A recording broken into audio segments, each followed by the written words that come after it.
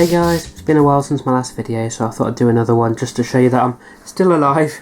Happy New Year everyone, and yeah, hope it's going to be a great year of hobby for everyone who's in the hobby and everyone who comes into the hobby, I suppose.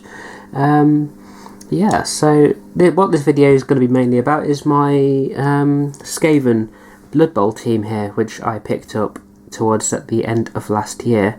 I finally got around to starting it a couple of weeks ago, and as of yesterday I finished painting it, so that's pretty awesome. As you may or may not know, Blood Bowl is a game that's been around since the mid-80s, I think, and it hasn't been kind of a GW mainstay for a little while now, but they recently brought it back with a box set, and then you can also get this Skaven team as a standalone thing. So I thought I'd pick this up just as a little bit of a fun painting challenge, and then if I ever get to play the game as well, it allows me to do that, which is awesome. So in the box you get 2 sprues, which are both the same sprue, so you get 6 guys twice, as you can see here. I've got the 2 models paired with each other, so I'll show you basically how they look. They're pretty much the same front and back, so I'll just show you the front row ones. So this is one of the linesmen.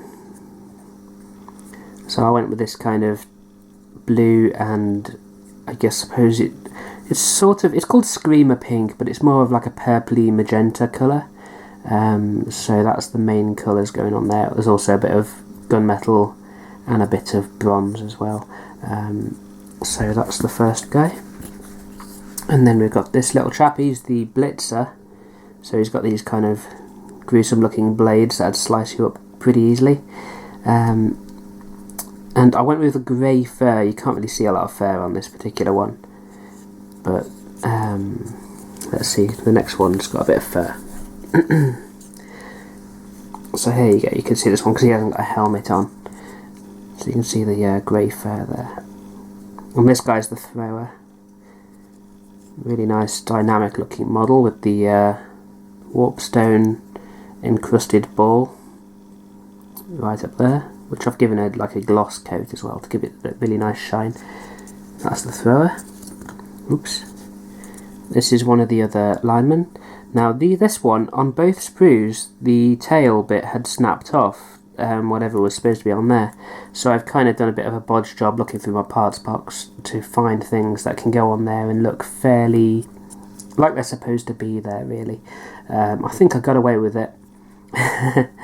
So yeah, that's pretty cool. And this is probably my favourite one of the lot. This is the Gutter Runner, and he's a really cool little guy. He's got this like stabbing blade here, which he goes around and he poisons people on the field. If you get poisoned by him, it can put your player out of the next game, not just the game that you're in, but also the following game. And I hadn't noticed, but I seem to have got a little bit of extra paint on his leg there, which I hadn't noticed. Let's just see. Yeah, that probably needs cleaning up. But yeah, this is a really nice little sculpt, this one. And finally, over here, we've got the other linesman. So you can see there, we've got the nice little hood, glowing red eyes, and yeah, trying to keep it on shot. And I've also painted up the little coin that you get. You get one of these on each sprue, but I've only painted one so far, so that's that one. So I'm going to do the other coin to look basically the same, and then there's a few odd little bits to paint, like odd balls and stuff on the sprue, which that's going to be another challenge for another time. While I'm on stuff I've painted, I suppose I've got a couple more minis here, which I don't think I've shown on camera, so I'm just going to push these guys out of the shot for a second there.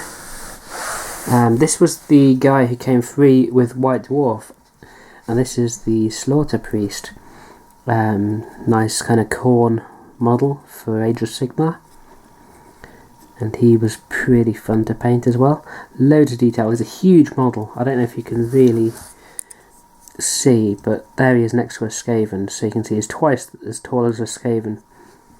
And yeah, so that's a really cool model, and I tried to go for quite a gruesome skin tone on him as well. Like he's been in quite a few fights. He's well bruised up, but he still loves it. There's that guy. Oops, and I also painted Scar Bloodwrath recently as well. I say recently, it was about probably November. So that's him. And again, this is a mental model. There's so much detail on him, as you can see. And he's got these axes that have got flails with whatever these are sticking on them. I'm not sure how practical that is in the game. It seems he'd probably be hitting himself on the head and tripping over them most of the time. But Khorne cares not from whence the blood flows, so I suppose it's all good. So yeah, there's a couple more models. I've also painted some Stormcast and mainly just Stormcast actually. That's all I've really been painting outside of the Khorne stuff. I haven't really done any Nurgle recently. Those of you who are paying attention to the new releases will know that there's a new Lord of Change coming out for Tzeentch, and I'm very interested in picking up that Tzeentch book. So expect to see little bits of the Trickster God, the Architect of Fate's minions on the channel when I actually get around to filming more. I will try and do some more filming.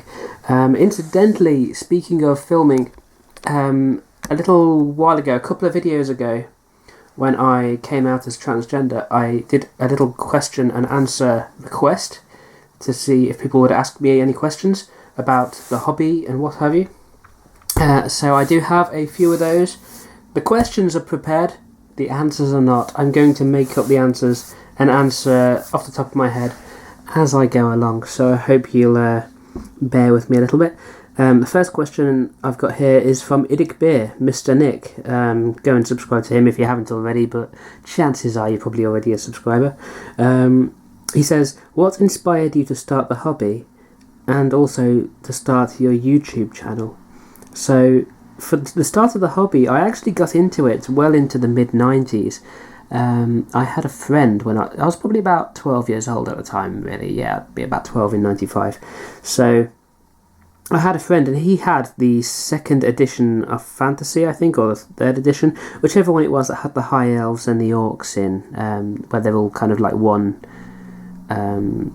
No, what was it? It was High Elves and Orcs and Goblins, I think. I think there was a few Orcs, a few Goblins.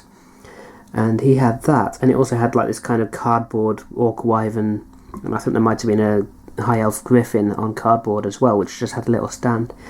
And he also had second edition 40k, and I used to go around his house and I'd just help him out with some of the painting.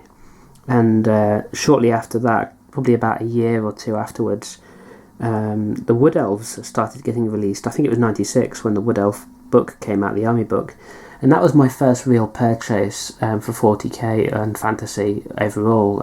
It was mainly this Wood Elf stuff. So there was the £5 box set of the 8 archers.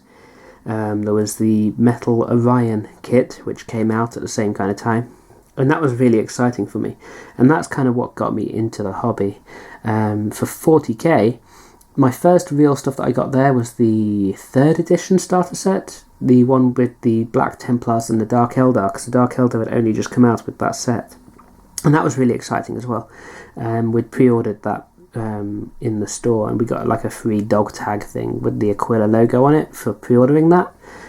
Sadly don't have that anymore, but that was absolutely awesome. And yeah, so that's how I got into the hobby. And although I did have a few years out of it from about 2000 till 2010, I got back into it in 2011, and I've not really looked back. I've just been loving it. Particularly since Age of Sigmar came out, I've been a lot more active on the playing side as well as the painting side. And I'm really enjoying Age of Sigmar right now. The rule set is just so fun to play. It's so fast, and it's easy to pick up and play, which is what I really like. And then, yeah, the other part of the question was what inspired me to start my YouTube channel. So this would be at the end of 2011, I believe. I think my first video was unboxing a Tau battlesuit. And really it was just, I liked seeing the YouTube kind of community as it was 5 years ago or 6 years ago now. And it was just really nice to see that there was quite an active community, and I kind of wanted a part of that. So I purchased myself this nice little video camera, the one that I'm still using all these years later. And And I just thought, you know what, I'm going to film an unboxing and just upload it and see what happens. And it kind of just went on from there, really. I just kept filming occasionally, and I've had some months where I'll do 10 videos in a row, and then I'll have some times where I'll do one video in 10 months. But I certainly don't intend to ever stop doing the YouTube channel, and I'd love to be able to be a bit more consistent with it. It's just getting myself organised and sat down in front of it with my models and get stuff for you. I'd really love to bring you some battle reports soon, particularly for Age of Sigmar.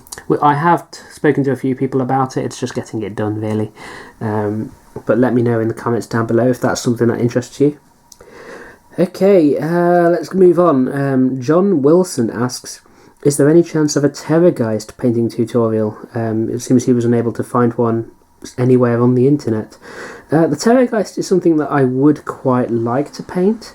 I haven't really got any death stuff, so it would be kind of fun to have some. But it's not really a priority at the moment. I can't really justify buying something like a Terrorgeist out of the blue. I don't really have that much in the way of expendable income at the moment. I'm only working about 16 hours a week, so I don't really have the money to go out and buy one. But if things pick up, and if all the people asking me for money stop asking me for money at some point, then yes, I'll probably try and get hold of one, and I'll see if I can do a little tutorial for it, because that would be a fun little project. Okay. Bitsbox asks, what is your favourite mini from the Age of Sigmar / fantasy lines, and why? That's a very good question. Favourite mini? Because there's so many great minis in the line, and they've all got different kind of qualities. I mean, you could say, what's your favourite one for painting? What's your favourite just for how it looks on the battlefield? And it'd be really easy to say something like the new Alariel model, or the Tree Lord, or something like that. But yeah, I think, to be honest, one of my favourites recently, it has actually probably this little Slaughter Priest guy, because he's such a fun model to paint, and he's got so much conversion possibility. I don't know if you saw, but if you've been looking at my Instagram, you'll see a few months ago I actually converted one of these into a Nurgle version. I changed the head, changed the weapons around, and kind of used some green stuff on him as well to grease him up.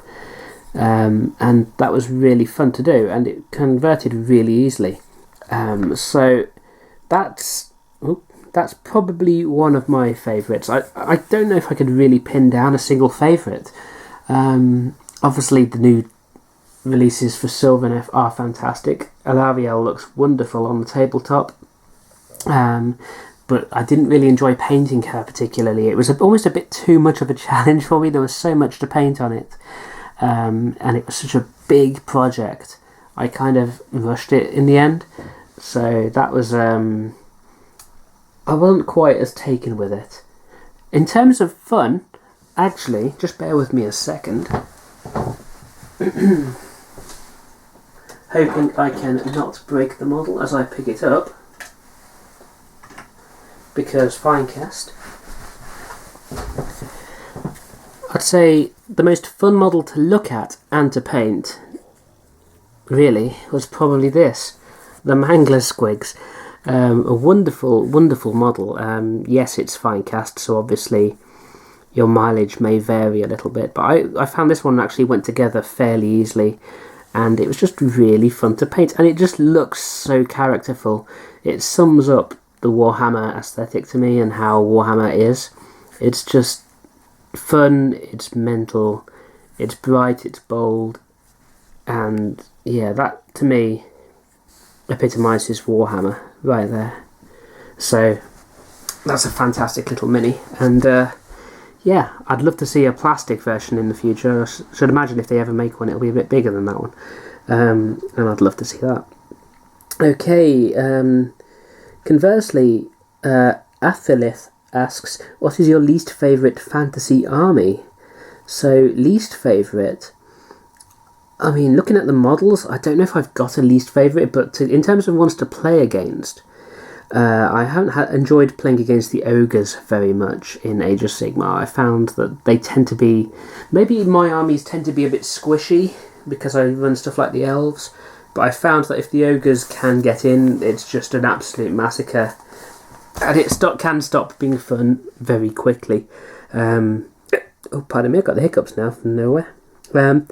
But really, I don't think I'm going to dislike any army particularly. I think everything's got its own little quirks and things that make it interesting.